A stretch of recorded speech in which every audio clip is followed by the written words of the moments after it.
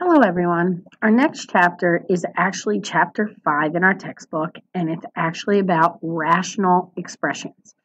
The nice part about it is that we're going to go back to a little bit of factoring and a little bit of graphing, and that's going to kind of close our course out before we start conic sections.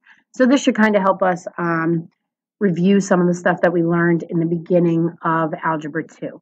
So, first of all, we want to talk about what a rational number is. It is one that can be expressed as a quotient of integers. And if you don't remember what quotient is, it means division.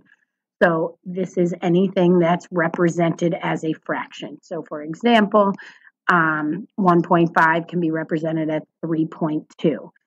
Rational numbers are anything that can go back as a fraction. So any decimals that repeat themselves, like 1.33333, can be written as a fraction, and anything that ends. So, for example, if you have 4.625, that can be written as a fraction.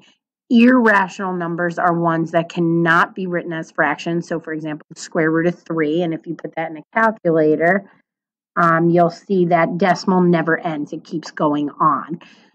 Pi is an irrational number, so that's the difference. What we're going to be studying is rational expressions, and it's ones that can be expressed as a quotient of polynomials. So it is a division of polynomials. Here's an example. Please remember this is a monomial over monomial, and that's a rational expression.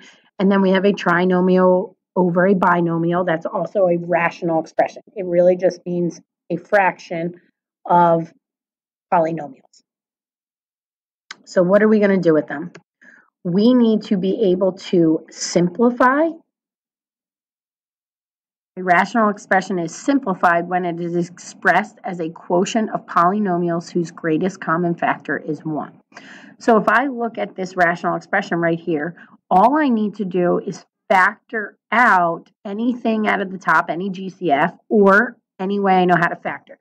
So if I look at this first one, it's to start factoring, we look for a GCF. So if I take an x out of this, I am left with x minus 2.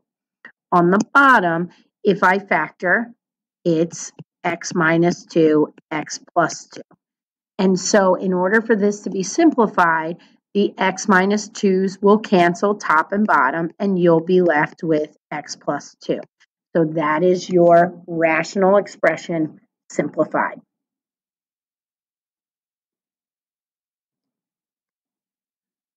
So if I look at these two, we're simply just going back to factoring.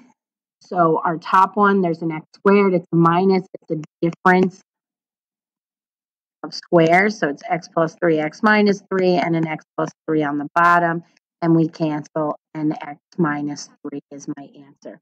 Please remember, you can only cancel a group with a group. So if I go back to this, for example, you can't cancel this x with this x because this x plus 2 is part of a group. Any plus or minus keeps it in a group. So if I go back to this one, this is a trinomial. This bottom one's going to be tough to factor because A is not 1, so we have to go back to, did you use the box to factor or did you use the linear method? So it's something we've got to consider. So top, I think it's x minus 4 and x plus 3. And the bottom, so I'm going to do, this is going to give me a 6. Factors of 6 are 1 and 6 and 2 and 3. Both are going to give me 5, but I have to subtract to get the 5, so I know it's 1 and 6. So it's 2x squared, it's plus 6x minus 1x minus 3. Excuse me. That's going to give me, I'm going to take out the GCF, which is x plus 3. I know I get an x plus 3 here. These have to be the same. And then I have a minus 1 here. So my factors on bottom are 2x minus 1 and x plus 3.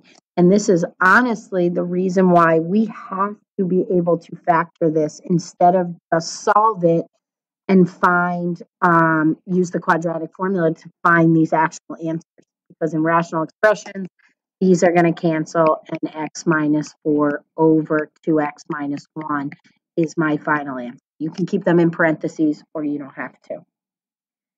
Okay, so if you could, why don't you just try this one by yourself, which is pretty easy.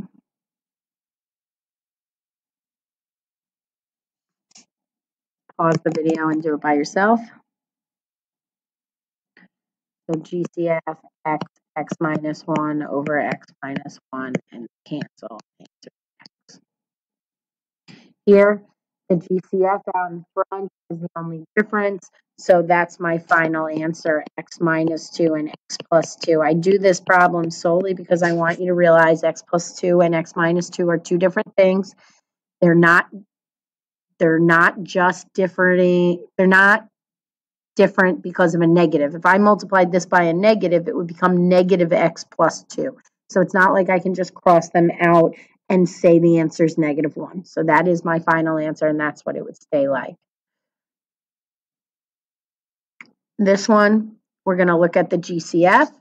GCF on the top is a 2x, and I have a 4x minus 3 left inside, and here I have 4x squared. Since these are monomials, there's no addition or subtraction sign. We can cancel them out. So obviously 2 over 4 is 1/2. So you can put a 1 if you wanted, but I still have a group, so I don't need a 1. And who has more friends, which x is greater, so x2 on the bottom. And that would be my final answer of this one. And when I look at this one, and this is where we're going to stop, just be advised this is raised to a negative 1, which means it's not happy. So plus 1 would go on the bottom, and I would start there. Please note this is a minus sign. It's a difference of a binomial, and they're perfect squares. So it's x plus y, and x minus y is how that would factor, and x plus y canceling, and the answer is x minus y. So we'll practice more. We're going to stop there, and we will talk about the last couple slides when we're done and talk about domain restrictions.